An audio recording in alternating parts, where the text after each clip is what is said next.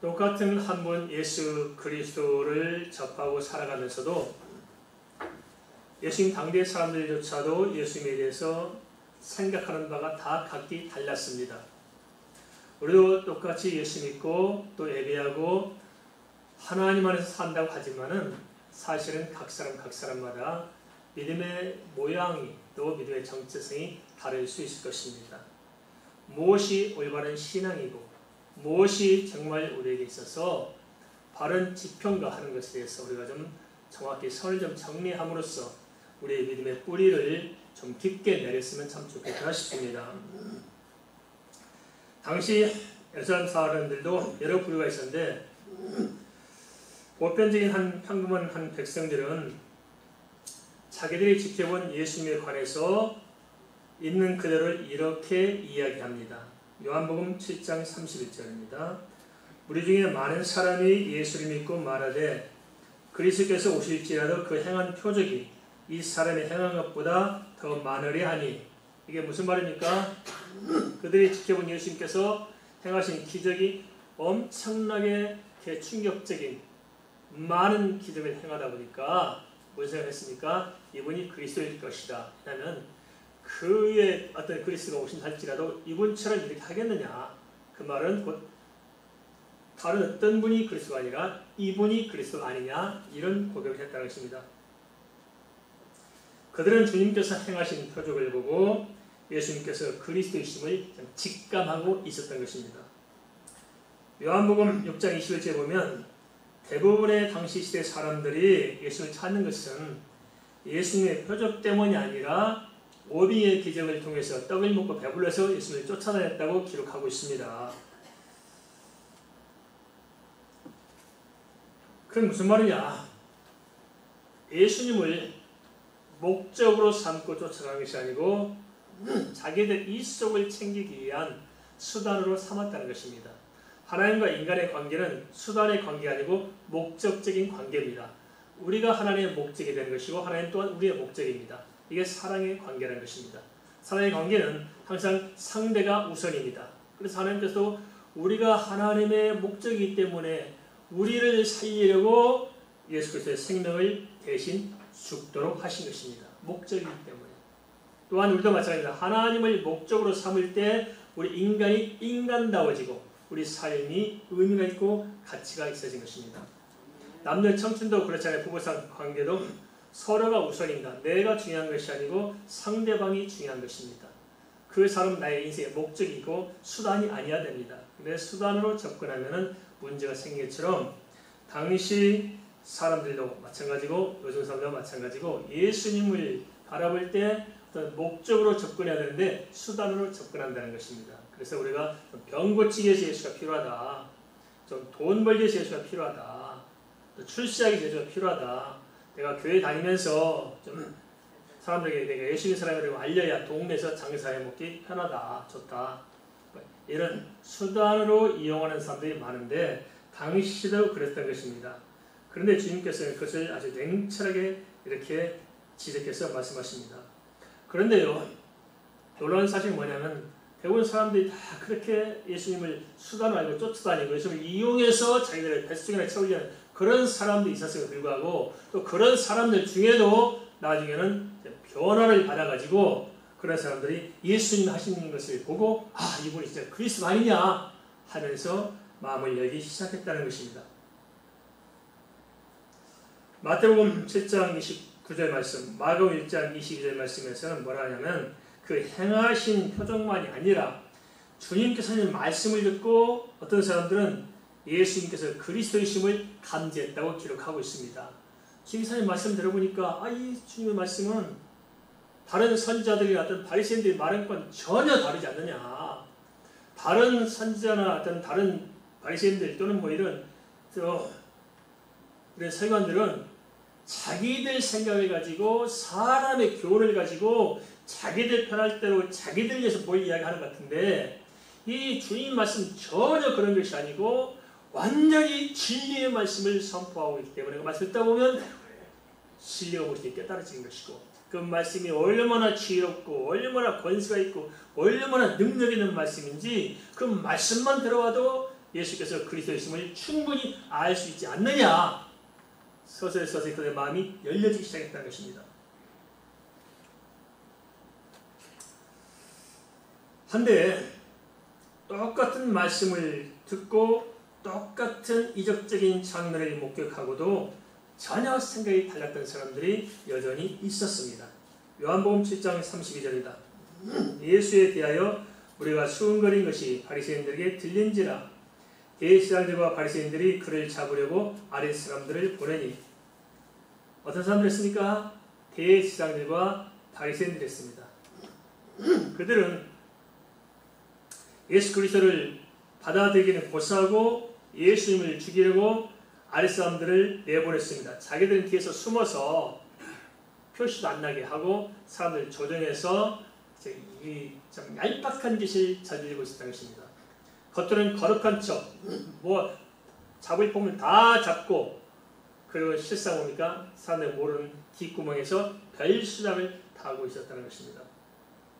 성경을 가까이 하던 당시 영적인 지도자들이 오히려 영적으로 더 지저분하고 더 어둡고 더 한심한 작태를 여기서 보게 됩니다. 이게 바로 타락한 신의 모습입니다. 앞으로도 그러지 않을까 싶습니다. 이게 참 우리가 좀 기도할 제목이 아닌가 싶습니다. 세상이 흘러가면서 주님 오실 때가 임박하면 임박할수록 누가 더 타락하겠느냐? 지도자들이 더 타락할 것이다. 예수 오래 믿었던 사람들이 더 타락하기 쉽다. 왜냐? 사단이 그만큼 공격의 대상이 되어 그렇습니다. 지도자들이 거꾸로 때리면, 예언력 있는 사람들이 거꾸로 때리면 많은 사람이 넘어질 것입니다. 그래서 사단은 집중적으로 그런 사람들을 공격할 거예요. 그래서 선줄로 생각하거든 넘어질까 조심해라. 그런데 사단이 항상 그때마다 내가 감당하기 어려운 것들이 다가와요. 그래서 주님께서 뭐라 말씀하세요? 감당할 수 없는 것이 아니라 감당할 수 있다는 거예요. 그런 것을 이기고 뛰어넘어서 우리가 주님 앞에 서야 이제 뿌리가 내려진 것입니다. 고통 없는 성장은 없습니다. 믿습니까? 감사합니다. 고통 없는 성장은 없다. 다 고통을 이겨내야 성장하는 것입니다. 그래야 뿌리가 내려진 것입니다. 나무도 옮겨 심을 때는 얼마나 몸부림치는지 몰라요. 뿌리를 내리려고. 그냥 편하게 되는 게 어디 있어 세상에. 그 몸부림치는 그 피눈물 나는 고통과 과정을 통해서 성장하는 것이고, 성장하는 만큼 큰 일을 감당해야 될 것입니다.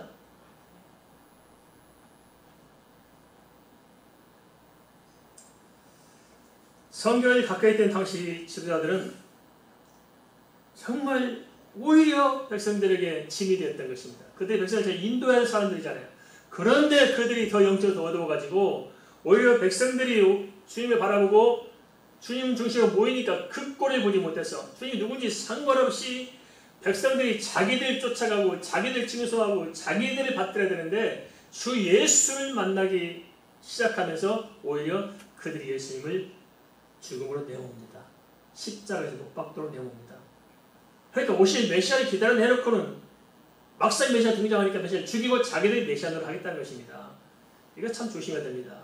그래서 교회는 철저히 하나님 중심이어야 됩니다. 목사를 잘 섬긴다는 게 무엇일까요? 개인적으로 잘 섬기는 것, 그것도 좀 감사한 얘기지만 별 의미가 없어요. 교회는 온통 주님께 초점을 둬야 되고 주님께 영광을 돌려야 되고 주님 중심으로 가야 맞습니다. 목사 그렇게 신경 쓸 필요도 없어요. 목사 돕는다서 무슨 말입니까? 목사 선포하는 말씀이 잘 지은 그대로 돕는 것이고 주님을 위한 우리 사역을 돕는 것이 돕는 것입니다. 그걸 잘하도록 하는 것이 필요한 것이고 목사를 무슨 마치 굉장한 무슨 뭐처럼 해서 목사 중심의 교회가 되면 이건 망하는 겁니다. 함께 모든 이단들 잘못된 교회들이 전부 뭡니까? 목사 중심이거든요. 목사를 하나님 위에 앉혀놓는 것들 그건 심각한 병입니다. 이건 고쳐져야 됩니다. 해결할 점입니다. 겸손해야 됩니다. 인간 다 죄인에 불과합니다.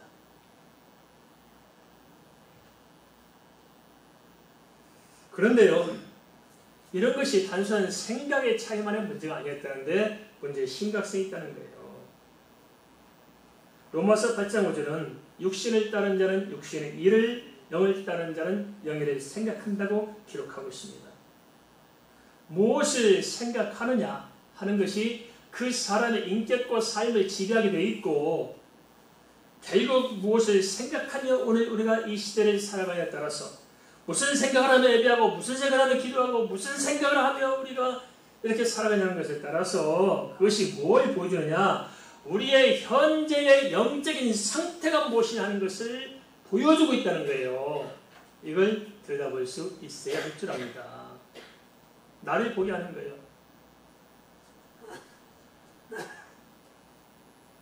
우리가 예수 믿고 산다고 하죠. 예수님 우리 안에 계신다고 생각하시죠. 그럼 예수님 어디 계세요? 우리 안에. 우리 안에 어디 계실까요? 우리의 마음속에 계시는 거예요. 우리 마음속에. 우리 마음 어디 계십니까? 우리가 주 예수를 나의 그리스도인 나의 주인으로 고백하고 지속적으로 반복적으로 연속적으로 쉬지 않고 고백하는 그 고백 속에 영으로 주님께서 계시고 그 믿음을 가지고 우리는 주님과 연합해 있다는 거예요. 그런데 생각이 잘못되면 주님과 내가 단절되어 있다는 증거라는 것입니다. 그런데 그런 줄 모르고 내 생각을 중심으로 내 신앙을 이해하고 내 신앙을 주장하기 시작하면은, 그것이 굳어지기 시작하면은 이런 심각한 문제를 가져줄 것입니다. 그래서 우리가 우리의 생각을 잘 점검해야 됩니다. 마음과 뜻과 생각은 분리되어 있지 않아요. 하나로 연합되어 있습니다. 마치 영과 혼과 육이 하나로 연합되어 있는 것처럼 우리 마음과 뜻과 생각도 연합되어 있어요. 그래서 이 마음을 잘 다스려야 됩니다. 성을 빼앗는 것보다도 마음을 다스리는 것이 어려워요. 그죠? 자기 마음을 다스리는 것이 쉽지 않습니다. 이 마음을 잘못 다스리면 생각이 뒤틀리게 되고, 생각이 뒤틀리면 인격과 삶의 방향이 뒤틀리게 되어 있고, 그 사실을 발견하지 못하고 회복하지 못하면 결국 그 영혼은 참담하게 될 것입니다. 이걸 우리가 정확하게 깨달아 볼 수 있어야 우리가 지금 깨어있는 것입니다. 하나님께 속한 자는, 그래서 그 마음의 중심에 누가 있냐면 하나님이 계신 거예요. 그래서 하나님 일을 생각하게 됐어요. 무슨 사건, 무슨 일을 당할지라도 항상 누구로부터 시작되냐면 하나님의 말씀으로부터 시작되는 거예요. 사건이 벌어졌다. 하나님부터 시작된 거죠. 운전하다가 차량길 들이받았다. 그 순간 무엇이 떠올려야 됩니까? 하나님이 떠올려야 되는 거예요. 주먹으로 들고 와서 입을 벌려서 이거 아니에요. 아, 하나님께서 왜 내게 이런 일을 겪게 하실까? 지금 내가 어떻게 해야 하나님께 영광이 될까? 하나님의 사람은 무슨 사건, 무슨 형편을 처할지라도 주 예수 그리스도의 생각이 품게 되는 것입니다. 그것을 통해서 내가 하나님의 사람이라는 것을 증거하는 거예요. 그리고 그런 생각을 가지고 내가 살아갈 때 내 믿음의 뿌리가 장가지를 퍼뜨리면서 요동하지 않도록 나를 세울 수 있다는 것입니다.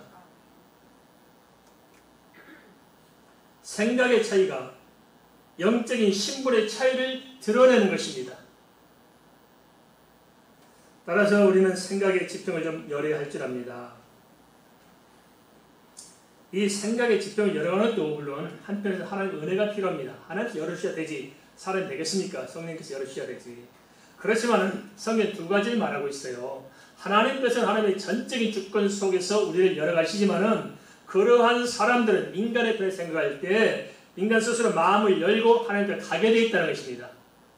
그래서 사람 편에서는 우리가 마음을 열어야 하나님의 역사하신 것이고 하나님께서 하나님 역사해야 우리가 마음이 열려진 것입니다. 양면을 성경에 함께 말하고 있기 때문에 우리가 하나님의 기쁜 섭리를 어찌 다 알겠어요.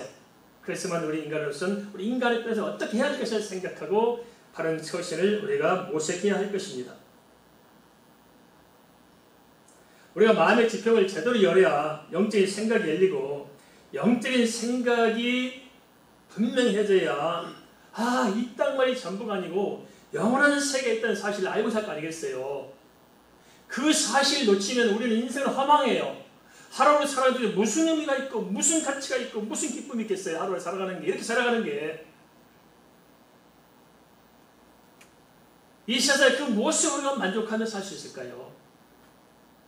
무엇이 우리를 기쁘게 하고 무엇이 우리를 춤추게 만들 수 있을까요? 이스라엘까지 가지고 없잖아요.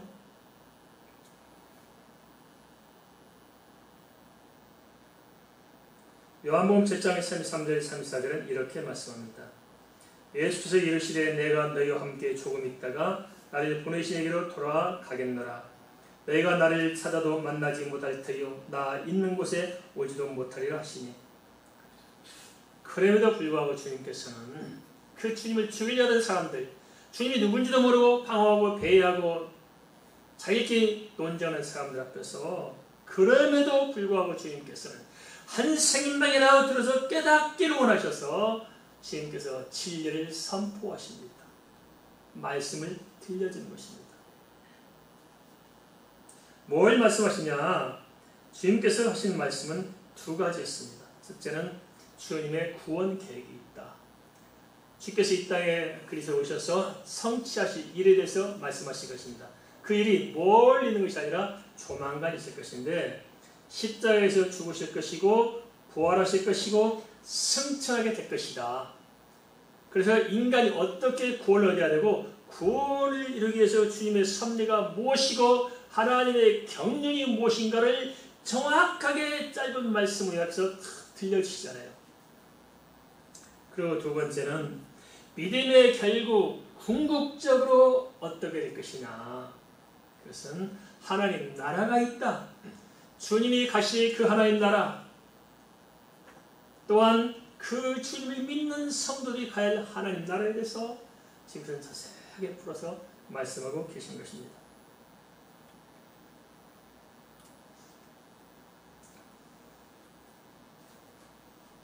당시 사람들에게 주님께서는 분명히 이 말씀을 통해서 당시 이직을 통해서 다 보여주셨어요.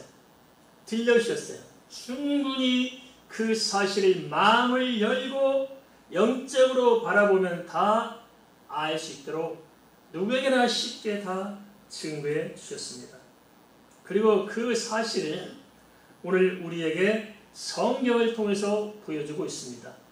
그것도 주님에 대한 증거가 복음서 하나만이 아니고 마태, 마가 두 증인뿐만 아니고 복수의 또 두 증인, 누가, 요한 더블로 증인을 써서 우리가 보여주고 있고, 그뿐만 아니라 사도행전 로마서를 비롯해서 신약 성경이 각기 제 복음을 전했던 많은 사람들이, 주님을 믿던 사람들이 주님의 살아계시고 역사하시고 주님이 계획하신 모든 경륜들을 기록해서 오늘 우리에게 들려주고 있습니다.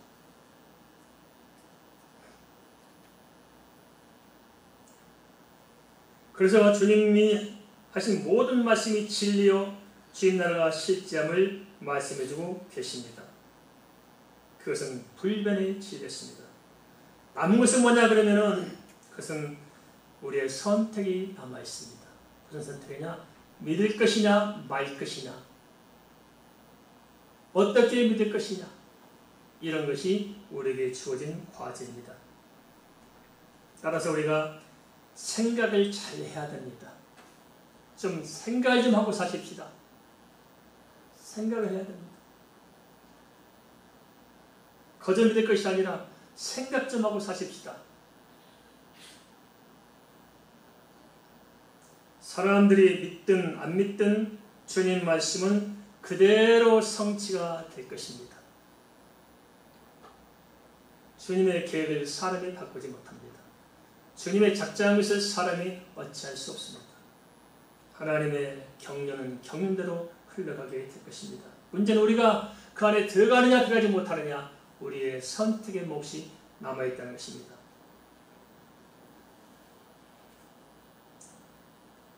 그런데 문제는 주님께서 하신 말씀을 직접 듣고 직접 보았던 당시 사람들조차도 영적인 생각이 열리지 않았다는 게 문제입니다. 근데 우리도 이게 지금 우리 현실적인 문제 아니겠습니까? 늘 이렇게 말씀드리면 그런 생각을 하실 거예요. 난 예수 믿고 사는데요. 그런데 어느 지점에서 평가에 따라 달라질 수 있어요. 어떤 수준에서 평가할 수 있는 것이냐. 초등학교도 안 간 애들이 영어도 잘해요. 알파벳 쓰고 영어 잘한다. 그러나 영어를 진짜 잘하는 현지 원어민이 볼 땐 잘해 못해요. 이제 배워나가야죠. 영적인 수준을 높여서 주 예수 그리스도 입장에서 우리를 바라봐야 합니다. 요한복음 4장 35절 36절입니다. 이에 유대인들이 서로 묻되 이 사람이 어디로 가기에 우리가 그를 만나지 못하리요? 헬라인 중에 흩어져 사는 자들에게로 가서 헬라인을 가르칠 것인가? 나를 찾아도 만나지 못할 터이요 나 있는 곳에 오지도 못하리라 한 이 말이 무슨 말이냐 하니라. 그들은 분명히 주님의 말씀을 듣긴 들었어요. 그리고 주님께서 행하신 모든 기적을 보긴 보았어요. 그런데 문제는 그 말씀이 무엇을 의미하는지, 행하신 표적이 무엇을 의미하는지를 알지 못했다는 것입니다. 우리도 그렇지 않습니까? 주님 말씀을 들었어요. 듣긴 듣는데 취득이 안 들어요. 다들 든다 생각하잖아요. 그런데 제가 답답한 것은 안 듣는지 모르겠어요. 안 들어요. 취득이 안 들어. 다 자기 생각에 자기 마음에 합당한 것만 그냥 콕콕 집어서 몇 개 그냥 가져갈지 모르지만 말씀을 통째로 통으로 듣지 않습니다. 그래서 정작 어떤 영적인 이익이 오면은 다 무너질 수밖에 없습니다. 말씀을 들어야 합니다. 분별해야 됩니다. 믿어야 합니다. 도대체 그럴까요? 그것은 영적인 일조차도 육신의 생각으로 풀어내기 때문에 영적인 말씀은 들려지지 않습니다. 그런데 우리가 알아야 할 게 있습니다. 뭐냐? 모든 믿는 자의 삶은 영적인 삶입니다. 믿습니까? 감사합니다. 내 모든 삶은 영적인 삶이다. 이 사실을 모르는 거예요. 그냥 어느 한 부분만 교회 가서 예배할 때만, 기도할 때만, 찬양할 때만 영적인 삶이 아니고 24시간 360일 전 생애가 있으면 순간 나는 영적인 삶으로 바뀐 것입니다. 그래서 영적인 삶이라는 사실을 알고 영적 전쟁에 눈을 뜨고 주의 말씀에 눈을 뜨고 영적으로 모든 사건 모든 시간마다 그것을 분별하고 갈 때 하나님께서 인도하는 삶을 살아갈 수 있는 거예요. 그래야 실수하지 않고 실패하지 않습니다. 그래야 능력 있게 살 수 있고 당당하게 세상을 이기며 승리할 수가 있다는 것입니다. 그게 아니면 우리는 세상에서 방황하고 패배합니다. 헛된 인생 헛되게 살아가는 거예요. 불신자와 가릴 바가 없는 거예요.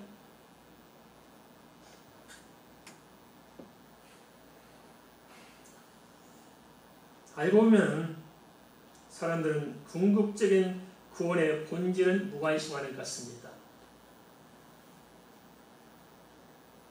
가만 보세요.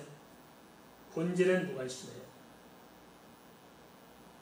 우리가 뭐 때문에 안타까워 괴로우고 눈물을 흘려요? 내 영혼 때문에 울어본 적 있으십니까?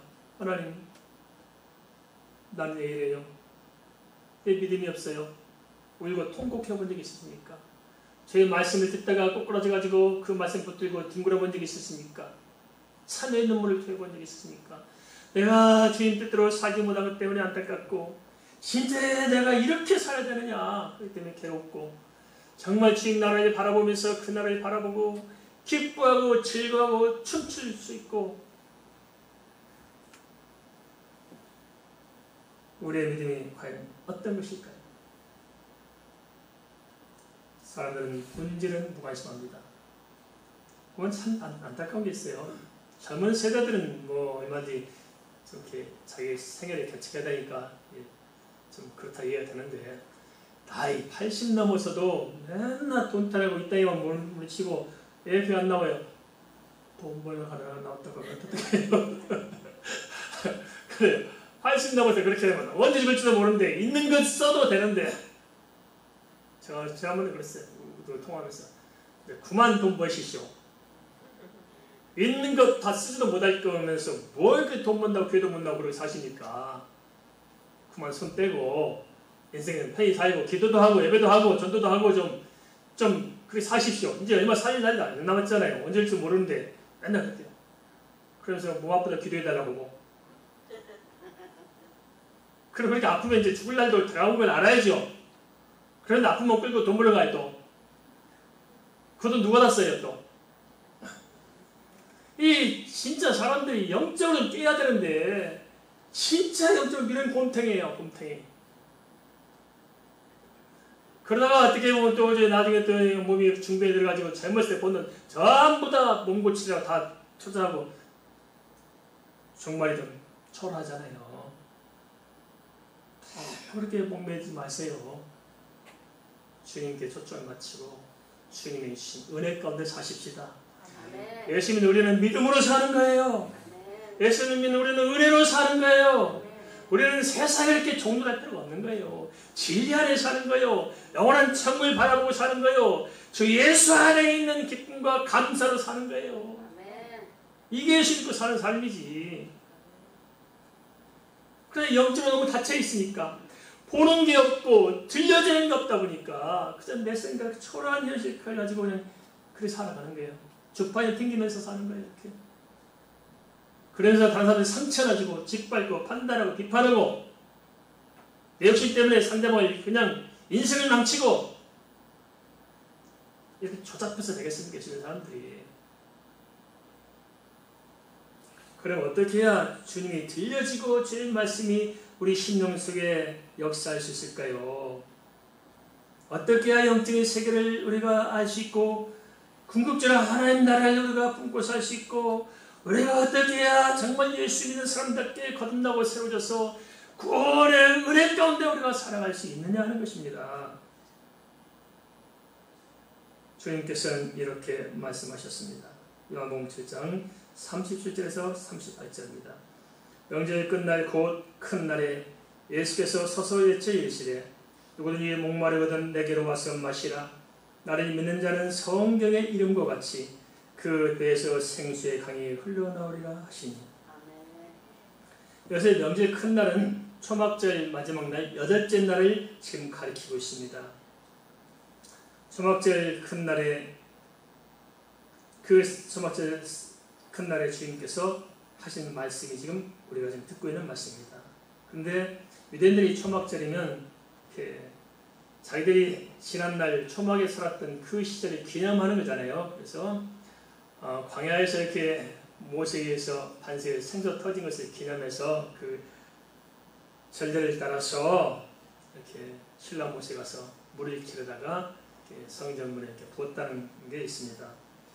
그런데 예수님께서는 그러한 전례와 주님을 연결지어서 주님의 살과 피가 참된 양식이요 참된 음료라는 것을 전제하면서 그것을 말씀하신 주님의 이 말씀이 진정으로 우리 영혼을 살리는 생수라는 것을 우리에게 들려주고 있다는 것입니다.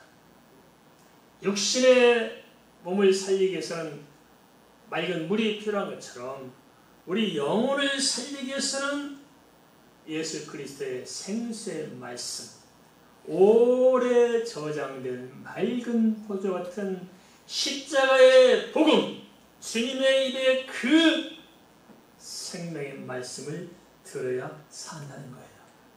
지금 이걸 비로 말씀해 주고 있습니다.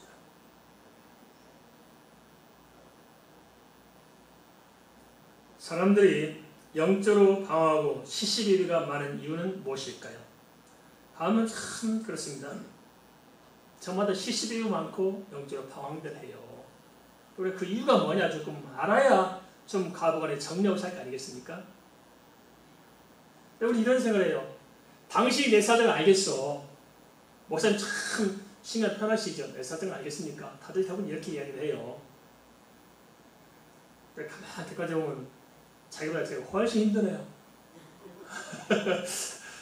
자기들 감기 때문에 숨이 잘하지만 잘하지만 암 걸리가지고 죽은 것처럼 똑같아요. 우리 성도의 모든 문제가 다 제 문제잖아요. 하나님께 풀어야 할 문제잖아요. 저도 정말 괴롭거든요. 어떻게 해야 됩니까? 하나님 그렇지. 제 개인적인 문제는 없어요. 저는 제 개인적으로 뭘 없어요. 제 개인적으로. 이만하면 됐다 싶어요. 그렇게 살면 되는 거지 뭐. 바랄 게 없어요. 근데 주의 사명, 우리 성도들 어떻게 해야 되냐 이거죠. 돈 문제가 커 보이고 건강 문제가 커 보이고 마음의 상처가 커 보이고 이 사업 문제, 직장 문제, 자녀 문제 커 보이고 그래서 시시비할 수밖에 없고 나는 어쩔 수 없다. No! 그게 바로 사단이 가져는 생각인 것입니다. 그게 육신적인 생각이라고요. 그런 생각 때문에 우리가 주님의 은혜를 떠나고 믿음을 떠나고 그래서 우리가 안 되는 거예요. 왜 그런 안 되는 것을 계속 첫 번째를 반복해야 되냐고요. 그걸 단칼에 끊어내고 예수 이름으로 일어서야 합니다. 그래서 붙잡고 일어서야 합니다. 영적인 세계를 바라보고 영적인 음성을 듣고 영적인 능력으로 주 앞에서 다시 시작해보자고요. 변명하지 말자고요. 이웃하지 말자고요. 하나님이 죽었습니까? 제 말씀이 거짓입니까? 하나님이 살아계시고 제 말씀은 능력 있는 말씀이고 믿음대로 되잖아요. 믿음의 능력이 있잖아요.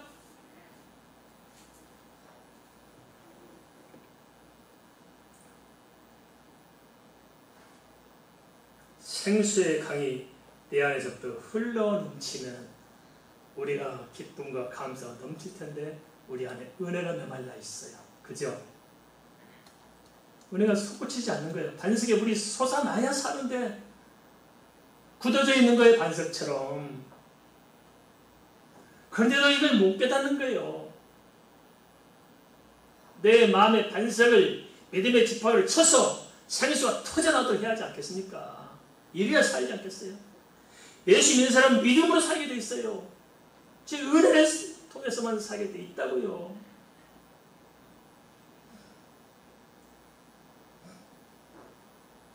그렇다면 주님께서 말씀하신 생수의 강은 무엇일까요?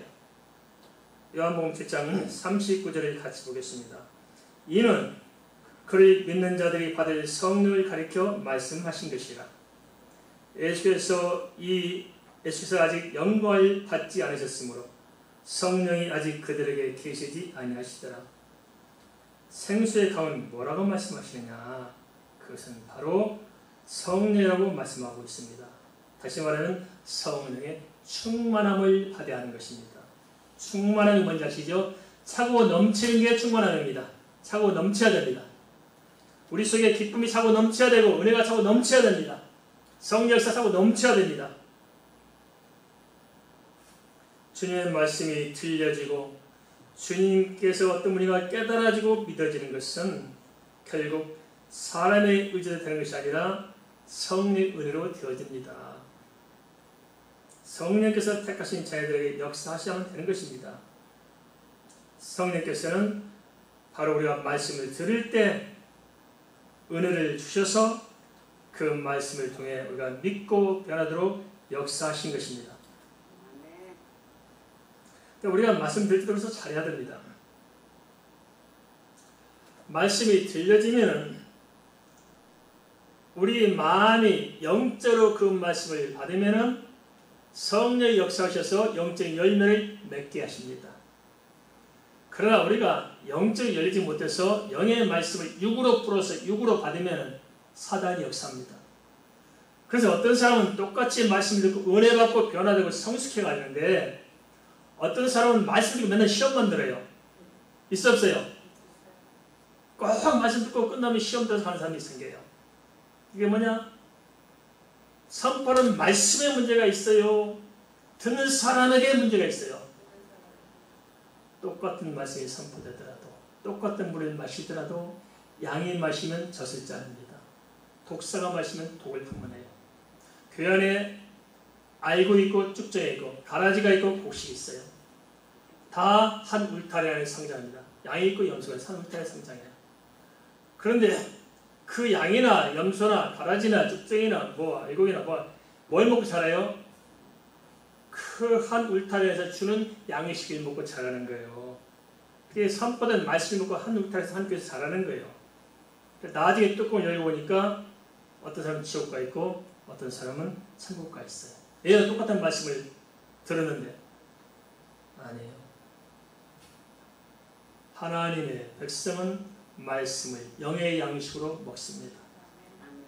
마귀가 심어놓은 가라지는 제 말씀을 육으로 풀어서 육의 말씀을 먹습니다. 육이 자라는 것이고 영이 자라는 것이다. 겉모습은 비슷해 보이지만 본질이 다릅니다.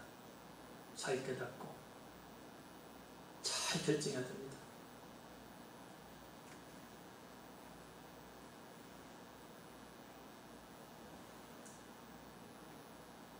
그런데 이 말씀 속에서 요한복음 7장 39절 말씀 속에서 이해 안 되는 부분이 있습니다. 이렇게 성령이 없이는 예수 믿을 수 없는데 성령 이야기 해놓고는 또 주님께서 다른 말씀 하시는 것 같거든요. 그게 뭐냐? 예수가 아직 영광을 받지 아니하셨으므로 성령이 아직 그들에게 계시 아니하시더라. 성령 안 계시면 성령 역사하지 않으면 어떻게 주님 아시겠어요? 그런데 그렇게 말씀해놓고 또 성령이 아직 계시 않다고 말씀하십니다. 여기서 말씀을 우리가 대하는 분별이 필요합니다. 다시 말하면 주님께서는 두 가지를 말씀하신 거예요. 한 번은 보편적인 성령 이야기하셨고 또 한 번은 뭘 말씀하시냐? 다른 말씀 아니라 여기서 성령 계시 안다 할 때 그 성령 말씀은 뭐냐면은 그것은 오순절 성령 강림을 말씀하고 계신다. 이해되십니까? 믿을 때 성령 역사하지만 제자들에게 약속했던 오순절 성령의 역사는 언제 나타나냐? 지금 말씀대로 십자가와 부활과 승천 그 이후에 약속되어 있다는 것을 언급하고 있습니다. 그래서 어떤 일이 났습니까? 진짜 온전히 성령이 임하니까 이전에 성령이 역사하고는 다른 대폭발적인 사건이 일어난 거예요. 온전히 성령이 임하자 그 사람들이 다 예수를 알게 되고 성령께서 주님 말씀을 생각나게 만들고 믿음으로 불을 붙여놓으니까 감당이 안 되는 거예요. 그래서 나가서 막 전파하는 거예요. 예수 믿어라. 니들이 죽인 예수가 그리스도요. 그 그리스도가 부활하셨다. 그 예수를 믿어야 구원받는다 선포하니까 다 회개하고 난리법석이 따라주잖아요. 그래서 성령 오전 성이 임하면서 또 사도행전이 시작되는 거예요. 오직 성이 내게 임하시면 내가 권능을 받고 예루살렘과 온 유대와 사마리아 땅까지 이르러 내 증인이 되리라. 뭐부터 시작해요? 성령 임해야 됩니다. 할렐루야. 우리 교회는 이렇게 좀 원자폭탄 터지듯이 그래서 이렇게 성령의 폭탄이 터졌으면 좋겠어요. 할렐루야. 이거 안 되는지 모르겠네요. 참 답답하네요. 확 터져가지고 그냥 예수 믿고 뒤집어져가지고 회개하고 난리법석 나고 퍽퍽 뛰고 진짜 믿어져가지고 막 사람 뒤집어져야 되는데 눈만 봐도 활동하고 생각은 딴 데가 있고 이거 언제까지 해야 돼요, 그죠? 아이고 답답해요. 언제까지 해야 되냐면 넘어져서 이렇게 해서부터 저 사람 넘어지고 꼭 그 두더지 잡기 해본 적 있으십니까? 아무튼 이런 두들기 패면 저놈이 튀어나오고 패면 또 이놈이 튀어나오고 이게 되겠어요, 이게.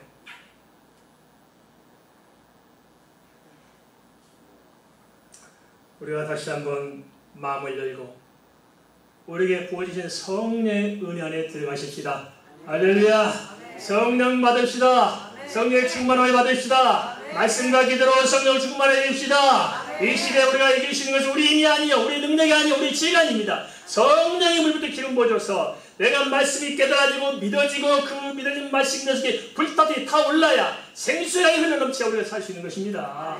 한번 이렇게 해보십시다. 어차피 까짓거 인생 한 번이 두 번이니까 죽으면 한 번 죽지 두 번 죽습니까? 까짓거 한번 예수 믿는 것을 믿어보고 화끈하게 뒤집어져 보십시다.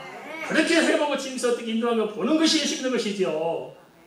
생각이 좁아가지고 나 축방 땡기면서 좁아가지고 이게 되겠어요, 이게.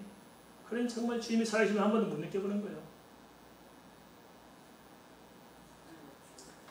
예수께서 초막절에 성전에 서서 말씀을 듣고 거기에 모인 사람들은 예수님이 누구신가에 대해서 논쟁을 벌이게 되었습니다. 그것을 기록한 것이 요한복음 7장 40절에서 43절입니다. 이어서 한번 보겠습니다. 이 말씀을 들은 무리 중에서 어떤 사람은 이 사람이 참으로 그 선지자라며 어떤 사람은 그리스도라며 어떤 이들은 그리스도가 어찌 갈릴리에서 나오겠느냐. 성경에 이르기를 그리스도는 다윗의 씨로 또 다윗이 살던 마을에 베들레헴에서 나오리라 하지 아니하였느냐 하며 예수로 말미암아 무리 중에서 쟁론이 되니 그 중에는 그를 잡고자 하는 자들도 있으나 손을 대는 자가 없었더라. 요한복음 7장의 40절에서 43절 말씀은 모두 세 부류가 있음을 우리에게 보여주고 있습니다. 한 부류는 뭐냐? 예수는 무조건 죽이려는 사람이에요. 앞뒤 가리지 않고 죽이려고 하는 사람도 있었고, 또 한 부류는 선지자로 주장하는 사람이 있었고, 또 한 분은 그리스도라고 이렇게 애감하고 직감하고 있었던 사람들이 있었습니다. 똑같은 예수를 두고서 예리 판단과 주장에 차이가 있을까요? 먼저 예수님을 죽이려는 사람들을 살펴봤으면 좋겠습니다. 그들은 도대체 뭐 때문에 예수님을 죽이려고 해요? 요즘도 그렇잖아요. 뭐 때문에 교회를 무너뜨리지 못하면 뭐 안 될 것처럼 그렇게 교회를 핍박하는 사람도 있고, 뭐 때문에 그렇게 예수 믿고 정말 주의를 하는 사람들이 그렇게 괴롭힌 사람들이 있습니까? 무엇 때문일까요? 이들은 처음부터 예수를 모르는 것이고 처음부터 구원에 관심이 없는 것이고 오로지 현실의 기득권만을 붙들고 현황이 된 사람들입니다. 자기밖에 모르는 무슨 철면피 같은 사람들인 것입니다. 교회 밖에만 있는 것이 아니고 이런 사람들이 교회 안에 있을 때 심각한 거예요. 교회 안에서 철면피 같대요. 자기는 아주 굉장히 예수 찬양할 것처럼 생각하고 굉장히 아주 대단한 믿음의 사람처럼 생각하는데 자기가 모르는 남들은 다 알아요. 그런 일 있었어요?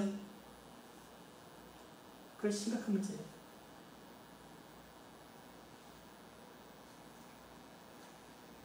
또 한 무리는 신명기 18장 15절에서 모세가 말한 그 선지자가 아니냐고 했지만 그들은 모세 예언조차도 제대로 알지 못했습니다. 모세가 그랬잖아요. 나 같은 선지자가 일어날 것이다. 너희는 그의 말을 잘 들어라. 당부한 거죠. 하나님께서 모세에게 감동을 주셔서 장차 오실 메시아를 이야기한 거예요. 모세는 그 이야기하는데 사람들은 메시아는 생각 못하고 그냥 선지자로 생각을 했다는 것입니다.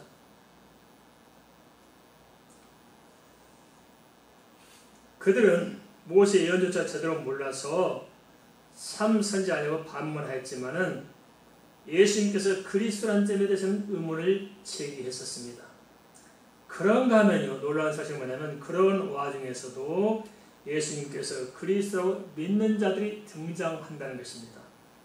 그러면 그들이 판단했던 그 판단에 어떤 뒷받침할 수 있는 근거는 무엇이었을까요? 왜 그들은 예수님께서 그리스도라고 이렇게 마음을 열게 됐을까요? 우리도 어떤 근거에 생각해서 왜 예수를 믿고 살아야 되느냐? 그 근거가 뭐냐? 그것을 뒷받침하는 근거는 앞서 말씀드린 대로 첫 번째는 예수님의 말씀을 듣고 깨달았던 것입니다. 제 말씀 듣고 깨달은 것입니다. 지금 선생님 말씀 들어보니까 그리스도다 하는 것을 알아야 됩니다. 두 번째 뭐냐? 예수님께서 행하신 기적적인 사건을 보고 알았습니다. 어떻게 예수님께서는 죽은 자를 살릴 수 있느냐? 어떻게 물이 포도가 될 수 있느냐? 어떻게 500의 기적을 일으킬 수 있느냐? 어떻게 38년 된 병자를 고치시느냐? 이런 사건을 보면서 주님은 그리스도이심을 하나님이 아니면 어떻게 하겠냐는 사실을 알게 되었다는 것입니다. 세 번째는 예수 그리스도에 대한 기록된 말씀에 대한 정확한 이해와 믿음이 그들에게 있었던 것입니다. 바로 이 점이 핵심적인 분기점이 되어지고 있습니다. 구원에 이르는 믿음이란 뭐냐? 성경에 물론 주님이 하신 말씀도 기록되어 있고 주님이 행하신 모든 기적도 기록되어 있습니다. 그리고 그 밖에 많은 말씀이 기록되어 있습니다.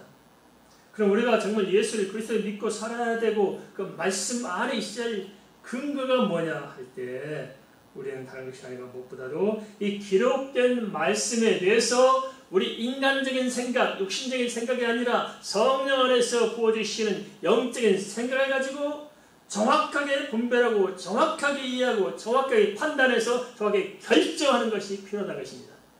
이렇게 되길 바랍니다. 정확한 결정. 우리의 믿음은 계시에 의존한다고 합니다. 우리 사람의 어떤 속에서부터 시작된 것이 아니고 우리의 믿음은 하나님의 계시로부터 시작됩니다. 즉해서 말씀하신 것을 들음으로 우리가 판단하는 것입니다. 그래서 우리의 신앙의 결정이 중요한 것이 뭐냐? 기록된 말씀, 전파하는 말씀을 듣고 그 말씀을 바로 깨닫고 바로 이해하고 바로 믿어야 우리 신앙의 문이 열려지고 영적인 삶이 시작되고 제대로 우리의 믿음의 뿌리가 견고해지게 내리는 것입니다.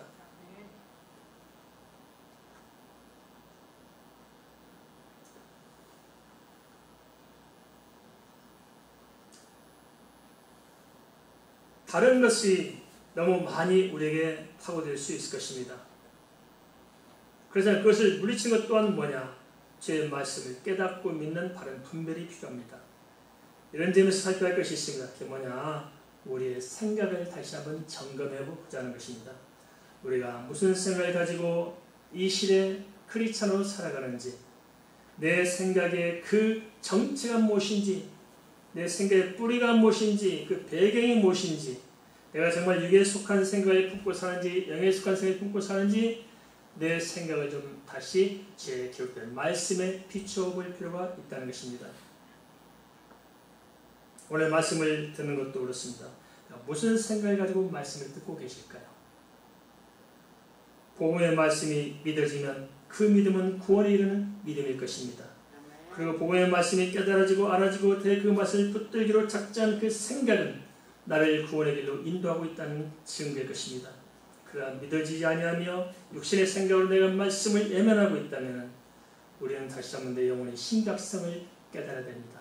이 점을 잘 분별하시고 한 주 동안 내 자신의 생각들을 육신의 생각에서 영적인 생각으로 바꾸시고 믿음의 불을 경고에 내릴 수 있기를 주의 이름으로 축원을 드립니다.